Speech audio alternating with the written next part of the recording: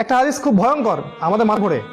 আল্লাহ রাসূল বলেছেন কিয়ামতের মাঠে প্রচুর মানুষ উঠবে যাদের অনেক পুণ্য থাকবে, পাহাড়ের সমান পুণ্য থাকবে, অনেক নেকি করেছে, কিন্তু কিন্তু পাওনাদার দাঁড়িয়ে থাকবে পুলসিরাতের উপরে।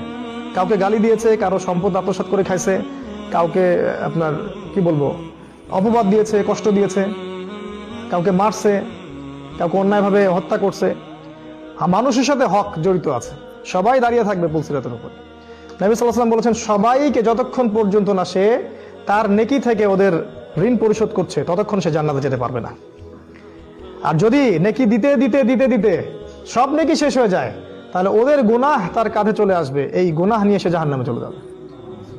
খুব সাবধান। তাই অবশ্যই আদেশের সাথে নিষেধটা বর্জন করে চলি ইনশাআল্লাহ।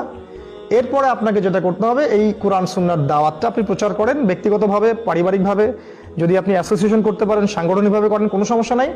যে কোনো দল বা যে কোনো সংগঠনে থাকেন না কেন, আপনি মানুষকে আল্লাহ, কোরআন এবং রাসূলের দিকে ডাকেন, সিম্পল। এবং যে বিষয়গুলো নিয়ে আমাদের মাঝে খুব তর্কাতর্কি আছে ওগুলো আপাতত এড়িয়ে চলেন, নাহলে আপনি সবাইকে এক জায়গায় আনতে পারবেন না। আর শেষ যেটা করবেন, কোরআন সুন্নাহ এর মধ্যে আল্লাহ পাক যে হেদায়েতগুলো নাজিল করেছেন, বিধান, লজ, শরিয়াগুলো, এগুলোকে বাস্তবায়নের জন্য চেষ্টা করুন। আপনাকে করতে বলা হয়নি, চেষ্টা করতে বলা হয়েছে।